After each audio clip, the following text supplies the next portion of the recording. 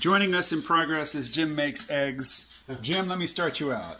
The New York Times, oh my God, what a rag that is. Oh my God, what a rag that is.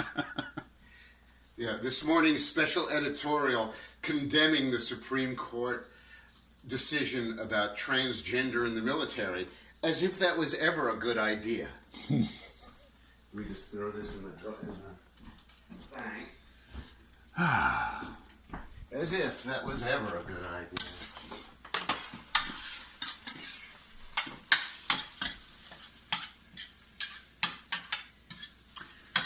So, the group of young Catholic white men at the, I think it was the Lincoln Memorial. Oh yeah. Faced down by a Native American man with a drum. Yep.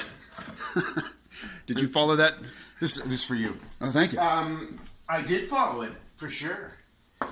So I didn't see the original. The day when the mainstream media was taking the far left accusations or account of what happened seriously. Yeah. Since then, they have retracted or walked it back a bit. Yeah. But other people are doubling down.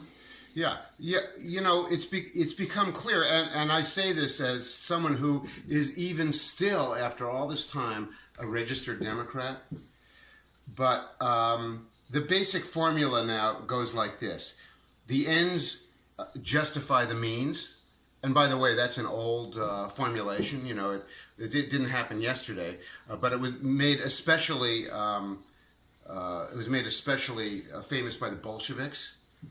And in this, and I'm not like an anti-communist maniac or anything, but it's just a fact that the left basically has developed a position where the ends justify the means. And the means are lying all the time, especially in the public sphere of information propaganda, and it's a very dangerous thing. I don't understand how this guy Dean Paquette at the New York Times, the editor of the New York Times, keeps his job, because he's been revealed to have been orchestrating lies for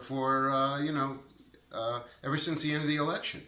But I don't think that the New York Times readership particularly objects to his They don't. In fact, they're playing to the audience. That's why he has a job. I read the comments on the articles every day, and the Times readers really are quite deranged, and it's all in the end. It's all in the service of the end of getting rid of President Trump. I'm not a President Trump supporter. I didn't vote for the guy, but I really object to the means. Bugs me that we become a culture of pervasive and incessant lying. It's not healthy.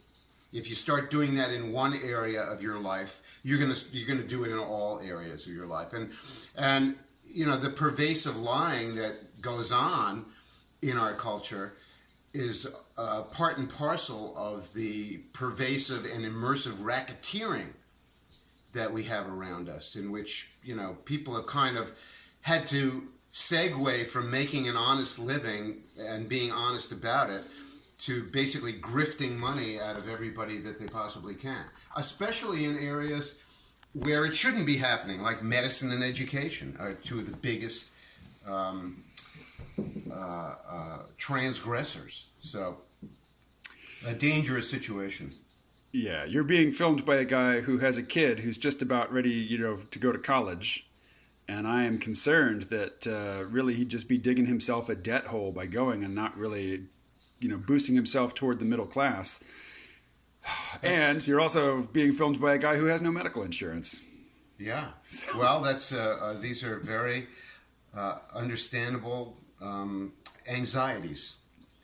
And if I had a kid, I don't have a kid, but if I had a kid, wow, I would advise him to spend at least a couple of years after high school learning something useful, or apprenticing with somebody, or exploring what it is he's really interested in. Because, after all, as we know, a young man's brain really doesn't fully develop until he's about 23 or 24. Yeah. That judgment region up here in the frontal lobes is like not really working until they're well into their 20s. So. I think I was well into my 30s. Yeah, before mine kicked in. I actually had a very vivid experience of when mine kicked in, because I had a very hard adolescence and post-adolescence, and in fact, I've been writing a book about it that in little chunks that will probably be my next project, and it's a book called Young Man Blues: Notes on a Nervous Adolescence, and it's about teenage anxiety,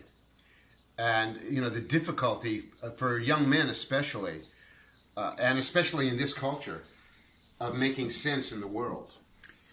Well, I think that's a good teaser for the conversation we're going to record later, but right now... It's time for eggs.